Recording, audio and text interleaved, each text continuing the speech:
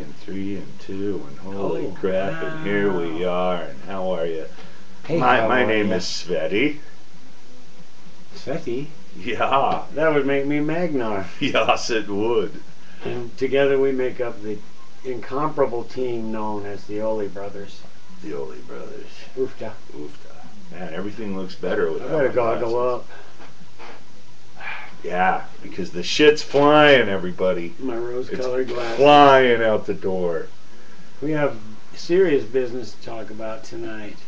Serious? When I say serious, why so serious? Why so serious? Why so serious? Because I don't have enough beer, for one, in my life. We're going to talk about civil rights a little bit. We've been watching all the action in Egypt of late. And I've been talking to a few individuals in the places I've been hanging out of late. And before I really start with the tales, I want to read the Fourth Amendment to you real quick. The right of the people to be secure in their persons, houses, papers, and effects against unreasonable searches and seizures shall not be violated, and no warrant shall issue, but upon probable cause, supported by oath or affirmation, and particularly describing the place to be searched, and the persons or things to be seized. I had an unreasonable seizure once. Yeah. Well, a cat I know was driving through southeastern Idaho, a particular area, and he's just recently moved there from California. He was pulled over, and they told him that he was going too fast. He says, I wasn't going too fast. I was following the patrol car in front of me. We were both going 15 miles an hour. Speed limit's 20. And at which point he asked for his license and whatnot. And he gave him his license, and the cop says to him, you know, we don't honor medical marijuana cards in Idaho. So that's not going to play here. Out of the blue, folks. Out of the blue. No medical marijuana card was displayed. Yeah. Just the fact that he was from California. Well, I'm no real fan of California or California's per se. It's still bullshit. Well, I was born there too, but I've spent a long time washing that California cowabunga shame like the two off Corys. myself. Yeah, only older. And alive. We're both still alive, yeah. We're getting off track. What was the point? Well, unreasonable search and seizure. So they asked this guy, you got any weed in your car? He says, no, I don't. And then the cop continues on to ask him, when's the last time you smoked weed? And the guy kind of chuckled and said, about 8 months ago. And on this went, and he got back in his car and went home eventually. He actually came by the bar and bought a 12-pack on his way home. That's how I got this story. And did he look high to you? Because all Californians look high to me. He had that shaggy, that Scooby-Doo, the Shaggy and Scooby-Doo kind of look. Doesn't matter, because, okay.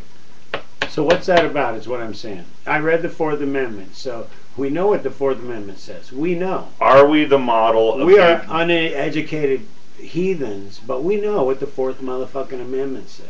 Are we the inspiration and the model for democracies around the world? Yeah. Isn't that the warm and fuzzy feeling we're supposed to have and be given off? What exactly is the definition of freedom and or liberty that our troops have and continue to supposedly fight for?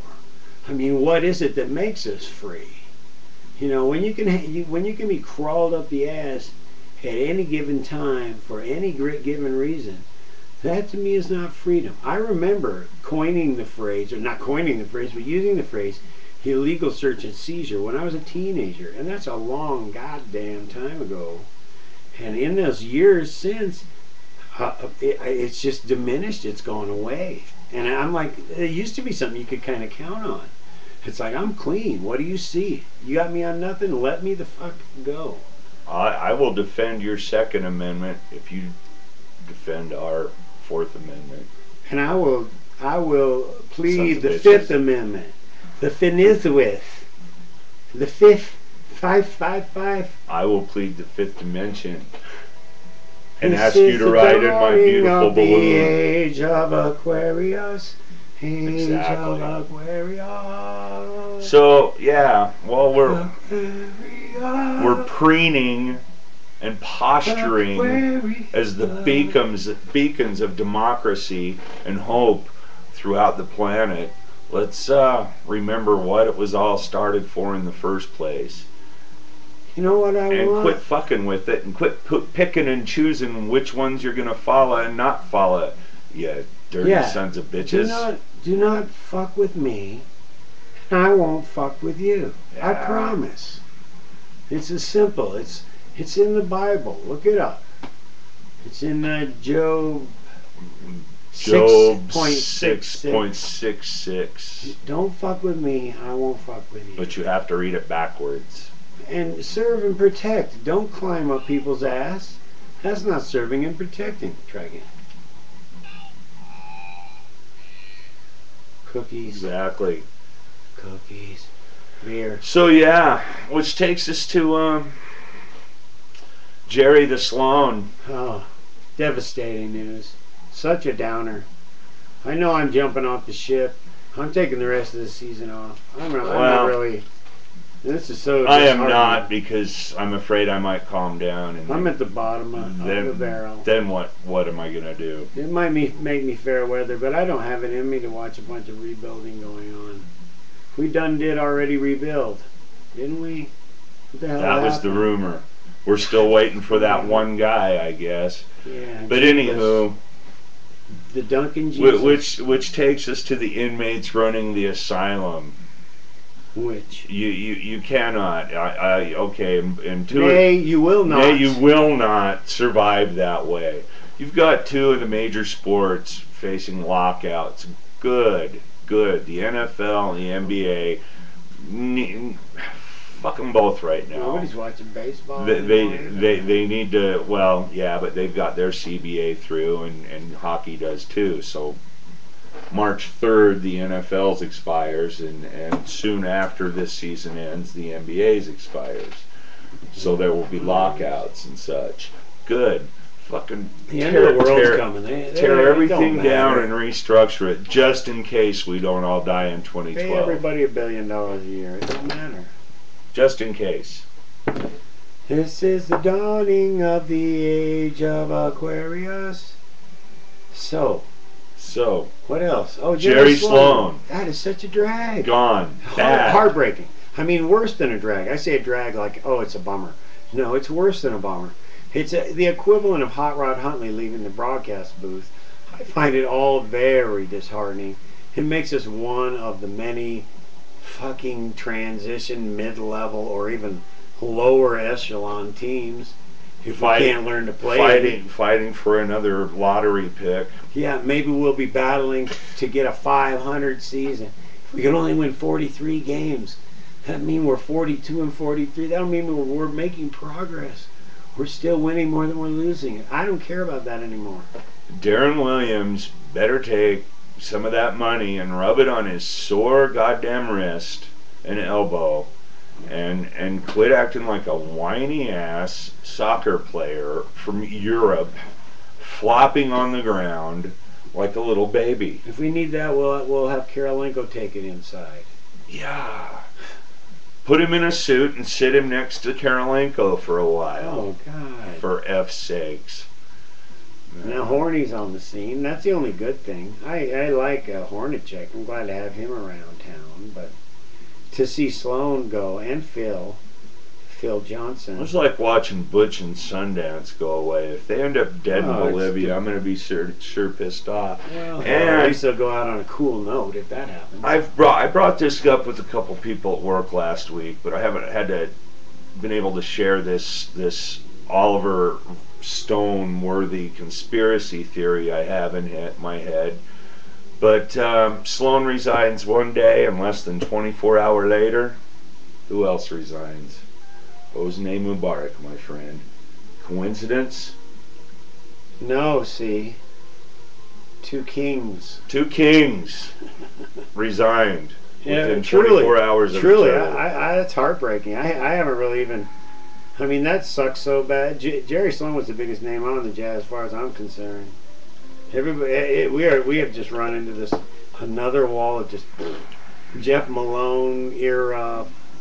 Yeah, where's Mel Dinner Bell Turpin when you need him? Antoine Carr. Let's get Mike Butler back. Indeed. Well, yeah, you go ahead and jump off, and I'll sink with it. What else am I gonna do?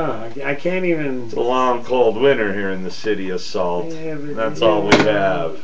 It's called online poker, dude. Let's have a smoke for Jerry, like he I used love to Jerry sit at our Sloan. bar years and years ago and know smoke Jerry his Sloan. Marlboros and tell us how shit really was. He wouldn't remember me, but I definitely remember him.